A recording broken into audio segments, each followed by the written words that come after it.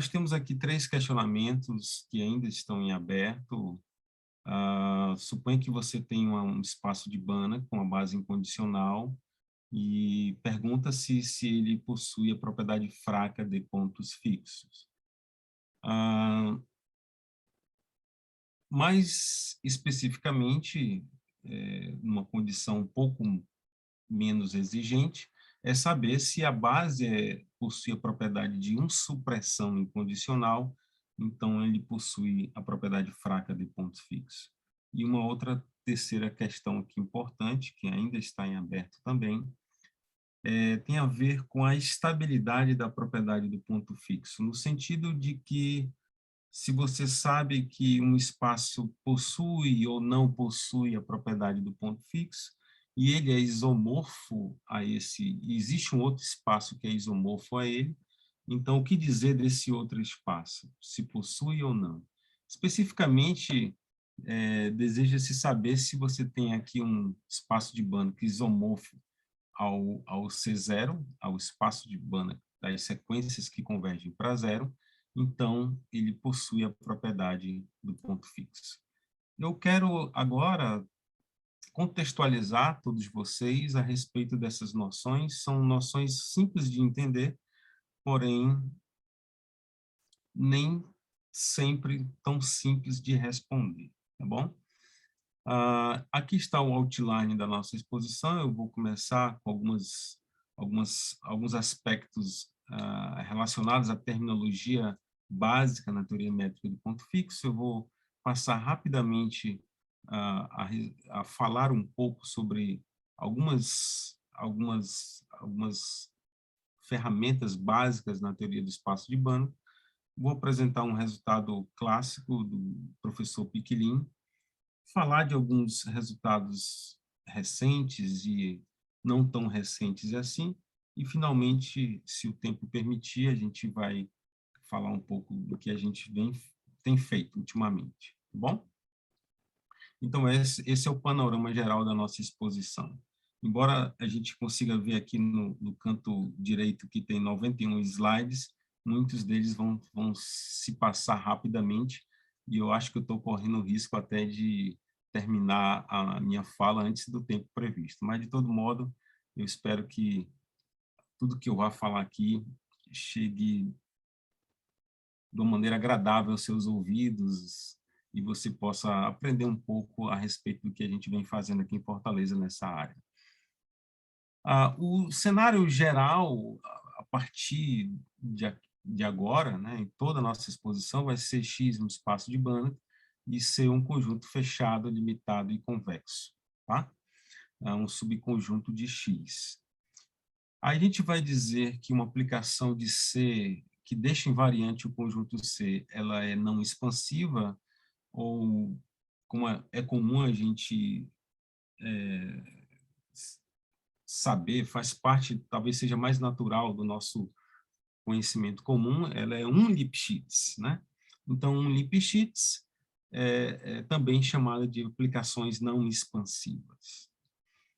E aí a gente diz que o conjunto C tem a propriedade do ponto fixo se toda aplicação não expansiva nesse conjunto, que deixa invariante esse conjunto, possui ao menos um ponto fixo, tá?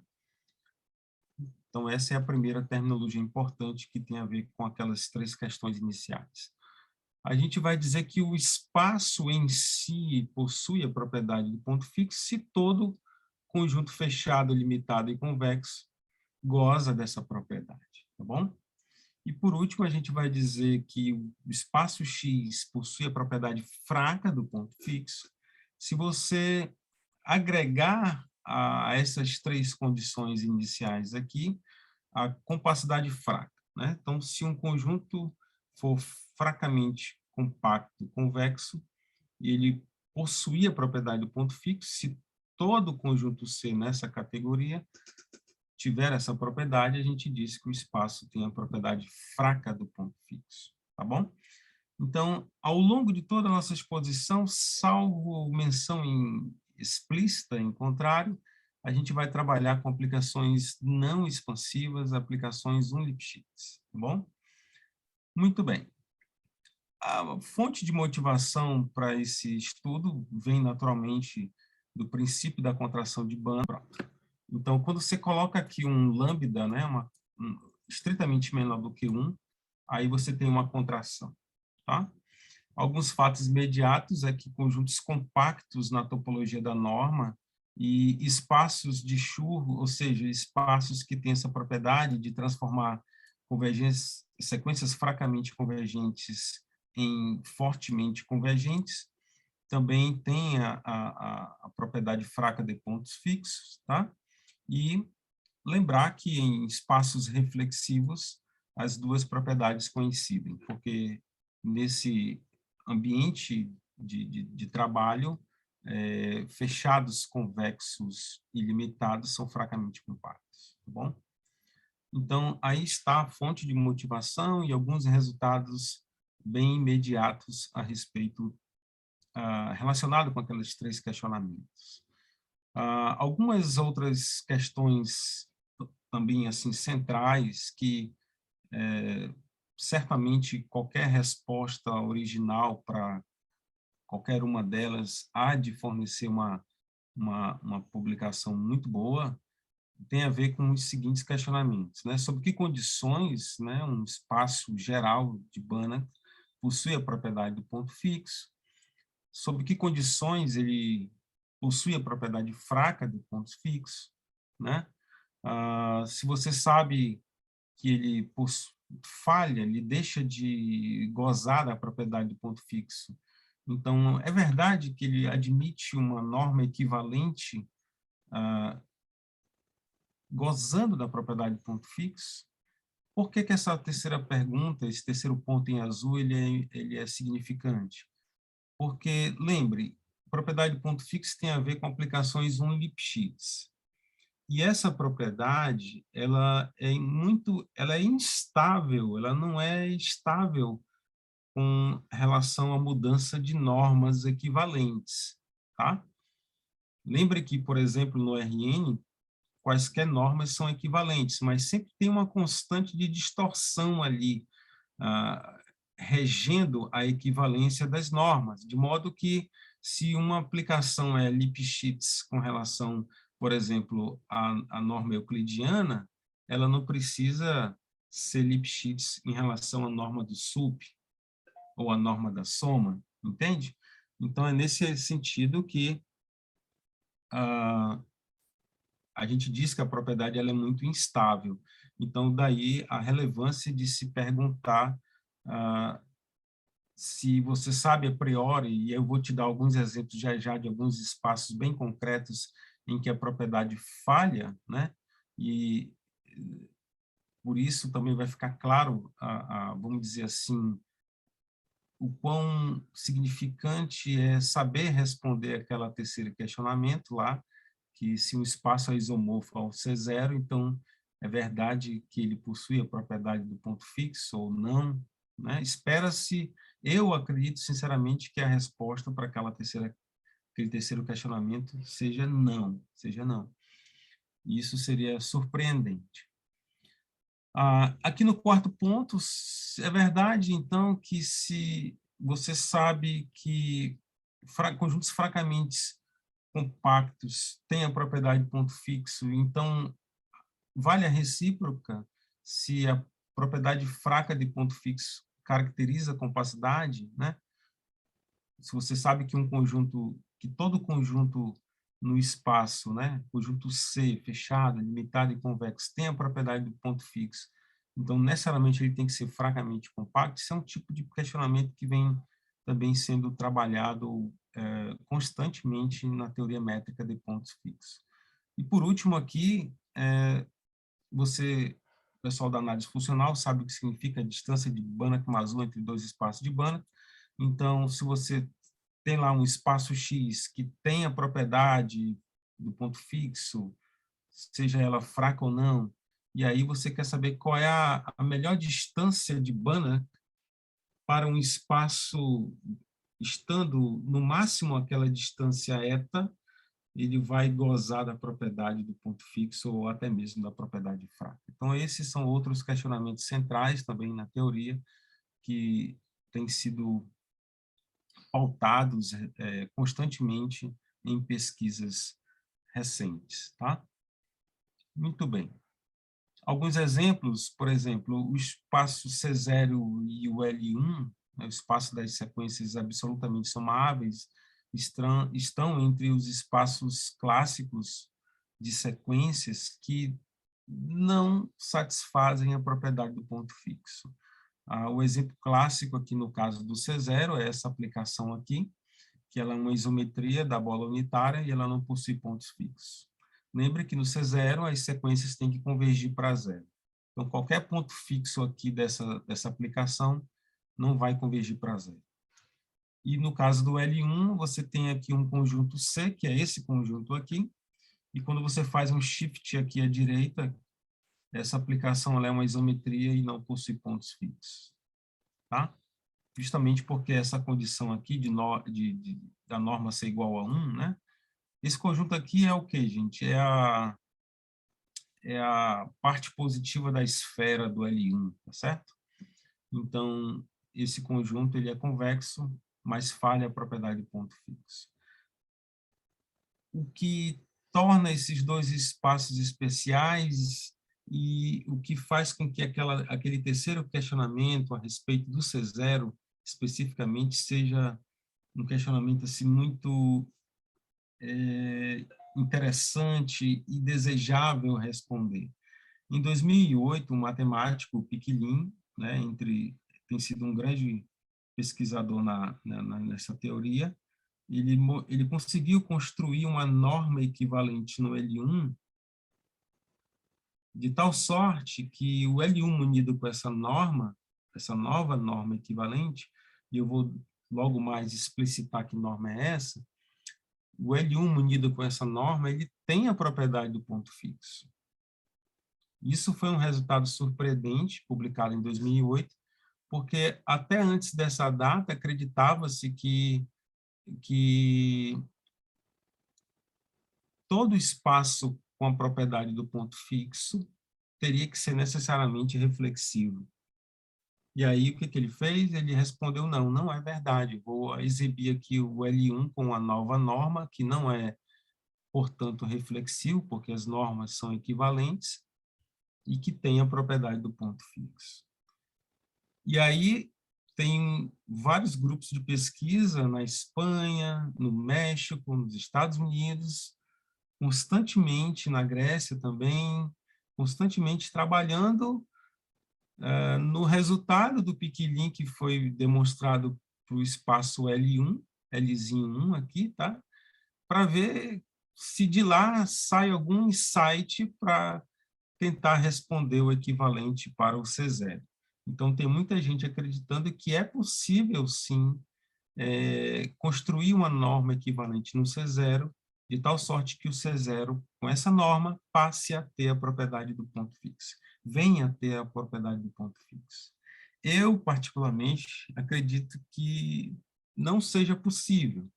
E um dos objetivos da nossa exposição de hoje é apresentar para vocês alguns dos indícios que me levam a crer na impossibilidade de se renormar o C0 para ter a propriedade do ponto fixo, tá bom?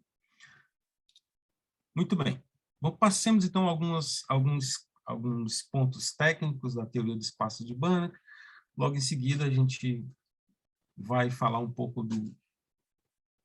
de como a teoria métrica de ponto fixo se relaciona com a teoria dos espaços de Banach, e quando você tenta juntar as duas ferramentas de um lado e do outro, que tipo de resultados nessa teoria métrica de ponto fixo podem ser demonstrados, tá? Vamos lembrar aqui uma noção básica, que é a noção de base de Schauder, no sentido de que qualquer vetor no espaço ele pode ser expresso como uma série infinita, tá? De modo único. Eu quero deixar isso aqui bem enfatizado, de modo único, possui uma representação única. Convém lembrar que todo espaço de Banach possui um subespaço com uma base de Schauder, mas nem todo espaço separável possui uma base de Schauder. A gente vai dizer que uma sequência ela é uma sequência básica quando o espaço gerado por ela, o espaço fechado gerado por ela, né, forma uma base de Schauder né, quando a própria sequência forma uma base de Schauder para o espaço fechado gerado por ela própria, tá? Uma das propriedades que caracteriza as sequências básicas é estabelecida aqui por essa desigualdade. Se você é capaz de encontrar uma constante que satisfaz essa monotonicidade aqui, ó, veja que a quantidade de somas à esquerda é sempre menor que a quantidade de somas à direita, e a constante m que aparece aqui é uma constante universal. Ela independe dos coeficientes AIs, como também independe da quantidade de somas m. Então, se você encontra uma constante com essa propriedade, certamente você está lidando com a sequência básica. Uma outra propriedade mais exigente, mais rica de uma base de Schauder é a propriedade de ser incondicional. Em que termos nós entendemos essa palavra incondicional? No sentido de que a série converge incondicionalmente, não importa como você embaralhe as parcelas. Você pode colocar aqui sinais mais ou menos aqui ao bel prazer e a convergência vai continuar ocorrendo, tá? De modo que ela ocorre, vamos dizer assim, dominada por uma constante universal, tá? Você tem aqui uma comparação entre as duas séries. Observe que a quantidade de somas no lado direito é igual à quantidade de somas ao lado esquerdo, tá? Essa constante D que aparece aqui nessa desigualdade, a gente costuma enfatizar aqui na palavra D incondicional. Um fato interessante é que se você sabe que uma sequência converge fracamente para zero, e ela é uma sequência que está dentro de um espaço que possui uma base de Schauder incondicional, então esta sequência, menos de uma subsequência, ela meio que herda a incondicionalidade do espaço, né? Você colocar aqui um epsilon suficientemente pequeno, ela vai ser D mais epsilon incondicional, tá bom? O que a gente vai fazer uso, o que será importante para nós aqui nessa desigualdade, e é importante ter isso em mente, por exemplo, quando for conveniente, eu cancelar aqui esse mais menos à esquerda e colocar ele aqui à direita, tá? Eu tenho a liberdade, porque como essa desigualdade vale para quaisquer sequências de escalares AIs, a gente tem a liberdade de tirar o sinal aqui da esquerda e colocar à direita, e o único preço que a gente paga é colocando a constante D aqui do lado direito da desigualdade. Tá? Isso vai ser importante logo mais. Um outro aspecto relacionado a bases incondicionais é a condição de supressão incondicional. Supressão vem de suprimir, tá? Você tem uma quantidade m de somas, aí você suprime uma quantidade de índices, e aí você, quando projeta a soma nessa quantidade sigma que você escolheu, tá? Você não perde muito a norma, né? O preço que você paga é colocar a constante universal aqui, que eu estou chamando de S, tá bom? Ou seja, as projeções são limitadas por uma constante universal. E a relação que existe entre as duas noções é que quando você tem uma base que ela é D incondicional, então ela certamente vai ser D mais 1 sobre 2 supressão incondicional, e se você sabe que ela é supressão incondicional, ocorre de ela ser o dobro, né? 2S incondicional, tá bom? Então, essas são as condições de condicionalidade que geralmente a gente usa na teoria métrica de pontos fixos. A respeito das projeções, quando você tem aqui x, né, expresso como uma série infinita, aqui, a gente projeta sobre uma quantidade finita n de parcelas, e aí esses operadores, pelo teorema da aplicação aberta, são operadores limitados. De fato, pelo Banach-Steinhaus, você tem que essa constante aqui é finita, tá? E essa constante a gente costuma designá-la pela terminologia aqui, pela simbologia Km, tá? K de constante e M para representar a monotonicidade, tá? Então, por exemplo, a gente disse que uma base de Chalda é monótona quando essa constante Km é igual a 1, tá? E quando você projeta em um intervalo de números naturais, você tem aqui também esse sup sendo finito pelo mesmo teorema da limitação uniforme, e a gente costuma chamar essa constante de KB, constante de projeção bimonótona. Então, por exemplo, a gente diz que uma base de Chalda ela é bimonótona quando essa constante KB é igual a 1. Então, M para monotonicidade, B para bimonotonicidade.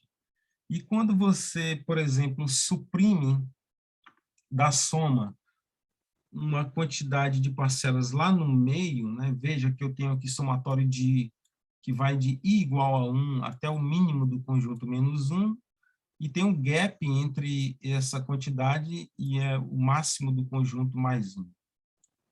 Quando você suprime aí essa quantidade no meio, né? Você está tirando da identidade uma projeção sobre um conjunto. Você também tem que essa constante aqui ela é finita, tá?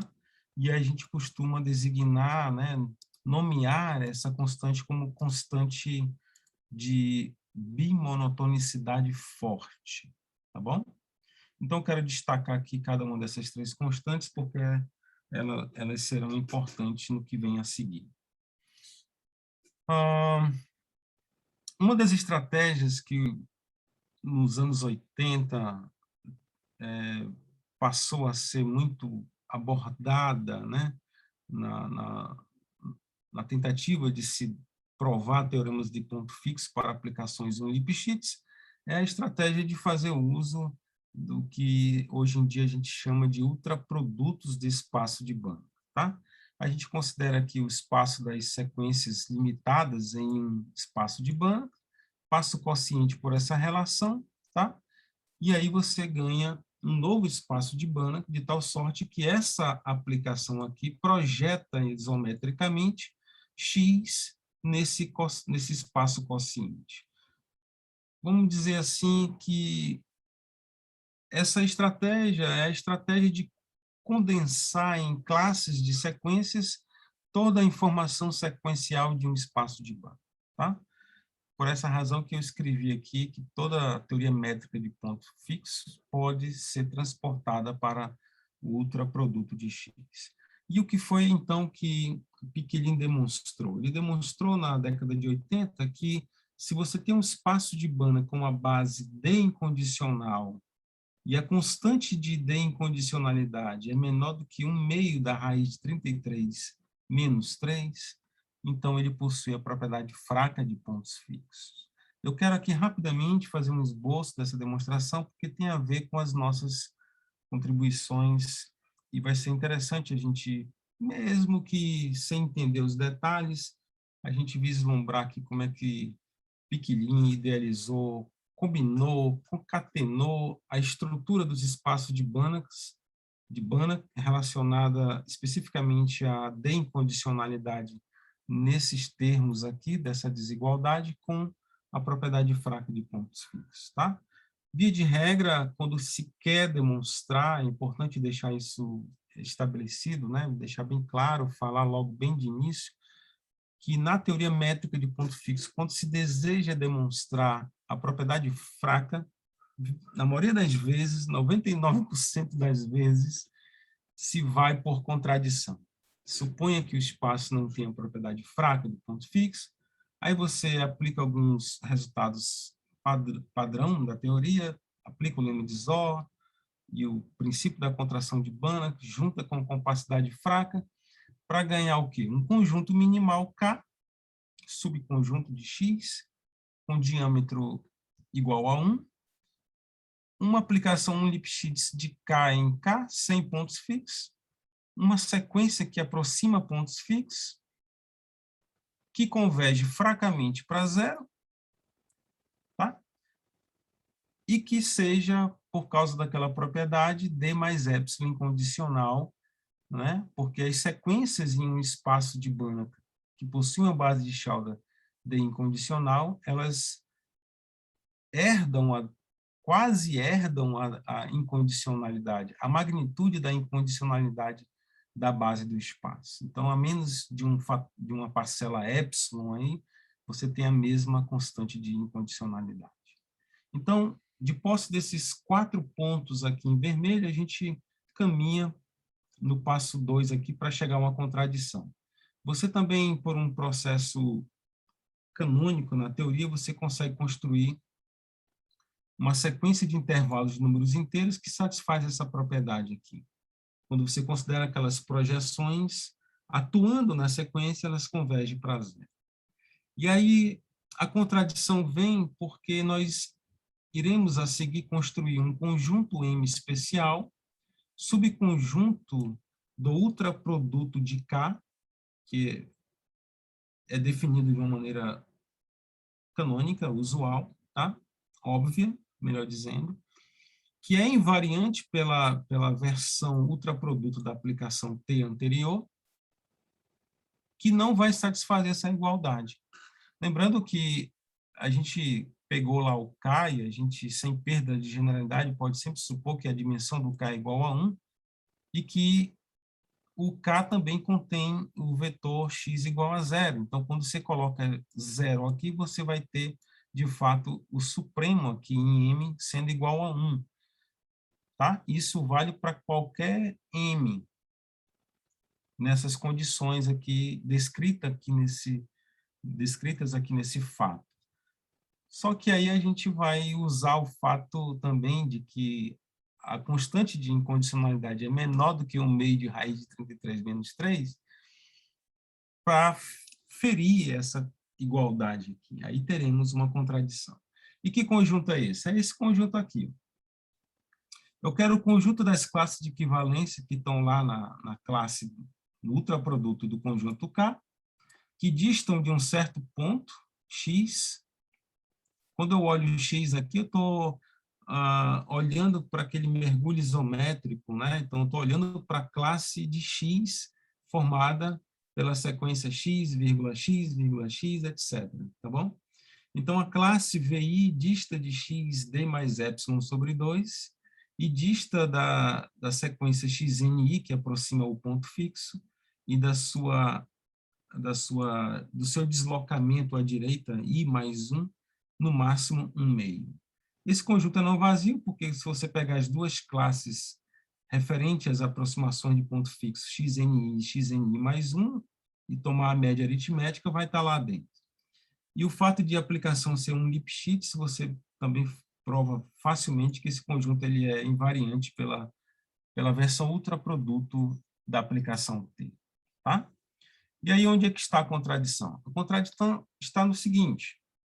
Veja que essa igualdade ela é uma igualdade linear. Eu estou somando aqui 2 operadores e estou subtraindo para compensar a igualdade. Então, ao final de tudo, a gente tem que dividir por 2. Tá? E agora, o que vai acontecer? Eu vou calcular a norma do lado esquerdo, a norma do lado direito, e eu vou usar que aquelas projeções, todas elas são majoradas por d mais epsilon mais 1 sobre 2, e aí lá pelas tantas a gente vai poder escolher um epsilon conveniente, de modo que o sup à esquerda vai ser majorado por uma constante estritamente menor do que 1. Aí teremos uma contradição. Então, eu repeti aqui a igualdade, a gente usa a desigualdade triangular, sai estimando. Observe que nesse ponto aqui apareceu x. Isso é devido ao fato de que aquelas escolhas dos intervalos FIs, quando você projeta, ocorre esse fenômeno. Lembremos que eu estou só fazendo um esboço, alguns detalhes vão ficar para trás, mas convém aqui justificar alguns fatores, vamos dizer assim, estranhos que vão aparecendo. Né? O primeiro apareceu foi o x aqui. Veja que aqui tinha só VI e apareceu XNI. A razão por isso também é devido àquela escolha, né? De que daquelas projeções, quando você calcula a norma, isso dá zero. Então, na realidade, você acrescentou zero aqui, então não acrescentou nada. Da mesma forma, vale aqui para a última parcela. Então, quando você calcula, sai estimando, né, e calculando a norma desses operadores aqui, você tem a constante de bimonotonicidade aqui na primeira parcela. Aqui, como o VI está no conjunto M, então você tem D mais epsilon sobre 2, tá bom? Só lembrar do conjunto M, ficou aqui para trás um pouquinho. O conjunto M, aqui está ele. Ó, D mais epsilon sobre 2, tá? E vai aparecer aqui, ó, um meio aqui majorando essas duas distâncias aqui, tá bom? Então, deixa eu voltar aqui. Então, aqui apareceu constante de bimonotonicidade forte, vezes um meio, que vem daqui. Constante de bimonotonicidade forte, mais, vezes um meio, que vem daqui. Um meio mais um meio dá 1. Certo? E aí, o que acontece? Cada uma dessas constantes você consegue majorar por D mais 1 sobre 2. Isso também é da teoria. Porque lembre, se uma base é D incondicional, ela é supressão, ela é D mais 1 sobre 2, supressão incondicional. E essas projeções aqui, eu estou projetando sobre um intervalo, aqui eu estou suprimindo o intervalo, e aqui eu estou suprimindo. Tá? Então, por isso que aparece D mais 1 sobre 2. Portanto, se o epsilon é muito pequeno, né? E o D é menor do que a raiz de 33 sobre, menos 3 sobre 2, você tem aqui o sub menor que 1, portanto, tem uma contradição. Tá? Então, isso aí é um esboço de como que a condição de base incondicional se apresenta como uma ferramenta muito frutífera na teoria métrica de pontos fixos. Muito bem. Isso, como aqui é só para lembrar, né, que é uma contradição, porque nós já havíamos, devido àquele fato, estado ciente de que o sup deveria ser igual a 1.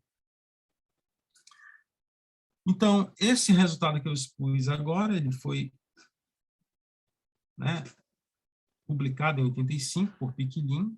Aqui nesse artigo ele demonstra outros resultados interessantes. Por exemplo, aqui no rodapé nós temos que se a base é supressão incondicional e satisfaz uma outra condição adicional, então vale também a propriedade fraca de pontos fixos. Por isso que aquele problema, a questão 2, né, eu acho que é a questão 2 no início, está em aberto, né? A questão 2 é se você tem apenas supressão incondicional, né? E aí, com essa condição apenas aqui, você consegue concluir que o espaço tem a propriedade fraca de ponto fixo. O que ele mostrou é que se você tiver essa condição e algo a mais, então é possível demonstrar. Um outro resultado que melhora um pouco o teorema de Piquelin no que diz respeito ao problema da base ser apenas supressão incondicional e isso implicar na propriedade fraca de ponto fixo, foi ligeiramente generalizado por Jesus Garcia Falset em 92. Piquelin, como eu falei no início, ele mostrou em 2008 que o L1, se você colocar aqui, considerar aqui essa norma aqui, ó, que é o sup em K, com esse fator aqui, que é 8 elevado a K sobre 1 mais 8 elevado a K, e considera aqui a soma L1 partindo de K. Então, o espaço L1 com essa norma possui a propriedade de ponto fixo. Ou seja, qualquer conjunto limitado, fechado e convexo, e qualquer aplicação Lipschitz que deixe invariante esse conjunto, Lipschitz referente a esta norma aqui, vai ter um ponto fixo. Outros resultados vieram a posteriori, ainda no mesmo ciclo de ideias desse trabalho aqui de 2008. Ele próprio generalizou as ideias dele e conseguiu outras classes de normas equivalentes ao L1. Esse trabalho de 2000 e... eu não tenho a data dele aqui, eu acho que é 2010, é 2010, está aqui. Ele foi submetido em 2009, em outubro de 2009 foi aceito. Geralmente, outubro deve ter saído em janeiro de 2010. Então, é de 2010, vamos dizer assim. E aí, um grupo da Espanha pegou esse trabalho, pegou essas ideias e conseguiu demonstrar outros resultados. Esse trabalho aqui surgiu, acho que em 2015, aqui está, 2015, destacado aqui, 2015, também explorando as ideias do Piquilin, tá? Um outro trabalho também recente, 2018, foi publicado no Jornal Funcional Análise, que tem aqui uma mistura do pessoal da Espanha com o pessoal dos Estados Unidos, lá de Pittsburgh. Eles publicaram também um trabalho muito interessante nessa linha. Tá? Vamos agora falar um pouco das nossas contribuições. Especificamente sobre aquele problema original, quando você mergulha na técnica do Piquilin,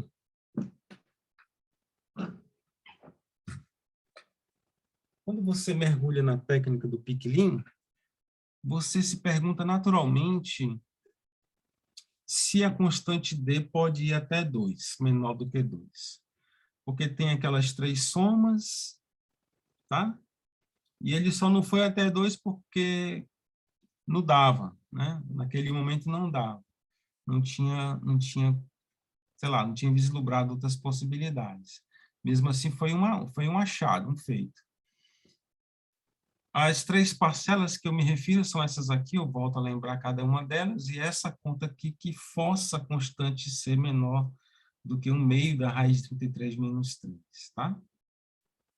Mas veja, essa soma aqui, essa primeira parcela aqui, deixa eu colocar aqui na cor que eu gosto, que é na cor pink aqui. Essa primeira parcela aqui, ela é do tipo que projeta sobre um intervalo MI e NI, tá bom? A segunda parcela é do tipo supressão.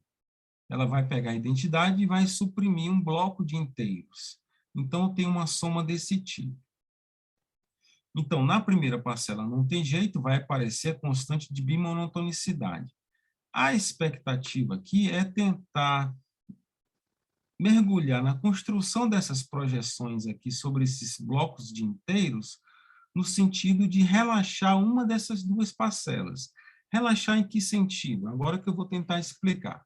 A ideia é se você poderia relaxar de tal modo que, ao invés de você obter uma supressão, você obter uma projeção monótona. Entendeu? Se isso for possível, então você teria uma chance de navegar aí acima da raiz de 33 menos 3 sobre 2. E o que alimenta essa possibilidade foi alguns resultados demonstrados para espaços específicos, tá? Espaços que não possuem bases incondicionais, mas possuem base de Schauder, e aí o matemático teve um insight e conseguiu relaxar uma dessas projeções. Especificamente, eu me refiro a um trabalho do Mohamed Kansi, de 89, onde ele conseguiu relaxar essa projeção aqui substituir para uma projeção de monotonicidade. Mas isso foi feito em um espaço que não admite bases incondicionais. Tá bom?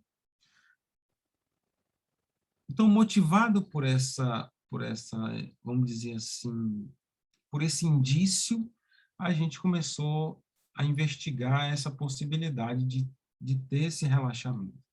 E aí o que acontece? Para que você tenha êxito nessa modificação, se você tiver êxito, você vai conseguir chegar até a raiz de 6 menos 1.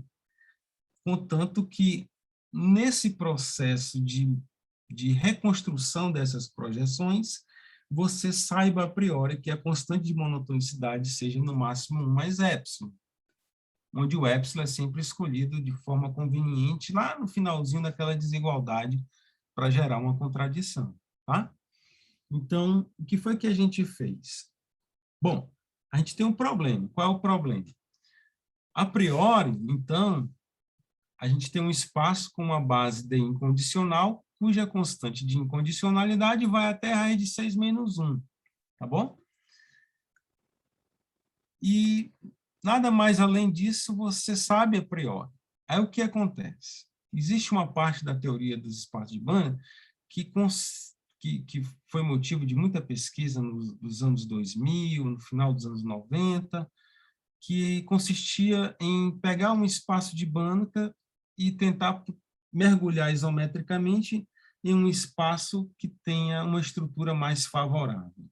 E aí eu comecei a estudar esses trabalhos, e aí então a ideia foi a seguinte: tentar construir um espaço de Banach W que tenha uma base de Schauder incondicional, cuja constante de monotonicidade seja no máximo 1 mais epsilon, e a constante de bimonotonicidade forte, que vai regir, né, aquelas duas últimas parcelas lá na técnica de Piquelin, vai ser aqui aproximadamente D mais 1 sobre 2. Tá bom? Então, uma eu ganho, 1 mais epsilon, a outra eu continuo com D mais 1 mais epsilon, e aí a gente consegue um melhoramento do teorema de Piquelin. Mas construir, então, um espaço W com essa propriedade é um dos desafios. E o outro é tentar mergulhar isometricamente o espaço dentro de W. Você precisa mergulhar ele isometricamente, porque lembre que a teoria métrica de pontos fixos ela é invariante apenas por isometrias, porque aplicações um Lipschitz deixam de ser um Lipschitz quando você perturba a norma, entende? Então é por isso que você precisa de um mergulho isométrico.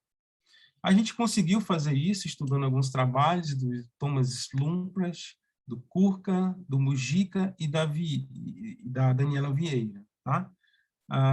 Estudando esses trabalhos, a gente conseguiu encontrar as motivações, os insights apropriados para obter uma resposta favorável a esse mergulho isométrico. Muito bem. E aí, a resposta favorável exige um preço. Exige que a base seja shrinking. O que é uma base de Schauder shrinking? Eu não consigo traduzir isso para o português. Algumas palavras em inglês são difíceis de traduzir para o português. É uma base cuja a sequência dual associada à base forma também uma base de Schauder para o dual. Então, X tem uma base de Schauder EI. Quando você olha para a sequência dual associada aos EIs, ela também vai formar uma base de Schauder para o dual de X. Em particular, se você tem um espaço de Banach com uma base de Schauder incondicional nesses termos aqui, e sabe a priori que o dual é separável, então essa condição ela é satisfeita, e aí você consegue implementar as ideias aqui do Slumpert para construir um mergulho isométrico nessas condições. E aí a gente conseguiu, então, melhorar o resultado de Piquelin. Aqui embaixo nós temos o enunciado. Você tem uma base que vai até a raiz de 6 menos 1, incondicional, então tem a propriedade fraca de pontos fixos. Esse resultado foi publicado esse ano. Tá? Então, essa foi a nossa primeira contribuição. Aqui estão os resultados, as fontes de trabalho que nos inspiraram, tá? Aqui o segundo resultado, Thomas Lumpert, foi publicado em 2015 no Advances. O trabalho de Kurka foi publicado em 2016, tá bom? A gente seguiu também estudando sobre aquele último questionamento, sobre a possibilidade de renormar o C0 para ter a propriedade de ponto fixo. A fonte de inspiração foi esse trabalho, que foi publicado em 2017. Aqui nesse trabalho ele estuda bases que satisfazem essa propriedade aqui, que ele chama de norma 1, propriedade norma 1. O que significa uma base Xn ter uma uma sequência básica ter essa propriedade? Significa quando você coloca um peso aqui, e esse peso está entre 0 e 1 e converge para 1, então você tem o direito de tirar ele aqui, e quando você calcula a norma, você ganha essa desigualdade em que o lado direito não aparece o alfa n. Você consegue suprimir o alfa n sem nenhum prejuízo, entendeu? Sem nenhum prejuízo. E aí a aplicação que ele considerou foi essa aqui, uma aplicação afim, tá? E com essa aplicação ele mostrou que um espaço de Banach, tendo uma sequência satisfazendo essa propriedade, falha a propriedade do ponto fixo. E aí a nossa contribuição foi na direção de quê? De encontrar condições para que um espaço tenha uma sequência daquele tipo, né? E aí a gente identificou que a pré-monotonicidade é uma condição favorável a isso, tá? Então, pré-monotonicidade implica aquela propriedade norma 1, tá? Só lembrar que uma sequência básica é pré-monótona quando você tem a supressão aqui, né? Quando você suprime as projeções monótonas da identidade, você ganha cada uma tendo norma igual a 1 aqui, tá bom? Muito bem. Aqui tem outras consequências também que vão nessa mesma direção, de explorar quando que um espaço de Banach possui uma sequência básica pré-monótona, tá bom? Aqui eu explico nos rodapés aqui algumas coisas importantes. Por exemplo, a propriedade, né, o resultado aqui no item 2i é devido a um argumento que está num artigo do Argyros-Motax, de 2017. Um outro trabalho também que nos influenciou bastante foi um trabalho de 2017, de Argyros-Motax e Saren. Tá? A condição 3 aqui foi devido a um trabalho não publicado de Johnson e Daniel Freeman, também um outro artigo dele. Enfim, a gente sai aqui relacionando algumas ferramentas que nos ajudaram nesse processo. Deixa eu avançar aqui para não ter muita delonga. Aqui são outros resultados, tá? Também naquela linha. Esse aqui é um outro também na mesma linha, de explorar quando possui, tá? E esse resultado aqui, para a gente finalizar, queridos, é o que, vamos dizer assim,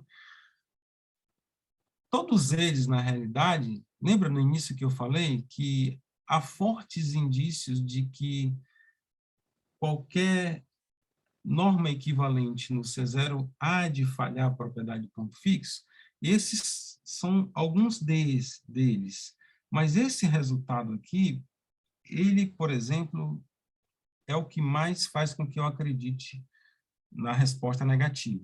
Então, você tem aqui um espaço de Banach geral que contém uma cópia isomorfa, não isométrica, isomorfa do C0. Então, a gente consegue construir uma sequência básica com essa propriedade aqui. Se tivesse aqui, ao invés de mais um, tivesse só um i, já resolveria o problema. Mas eu consegui aqui apenas i mais um. E aí, o que acontece? A gente consegue construir um subespaço não fechado do espaço X, em que nesse espaço aqui a propriedade falha. A gente consegue construir um conjunto que é fechado em X0, mas não é fechado em X, limitado e convexo, e uma aplicação afim não expansiva, sem pontos fixos.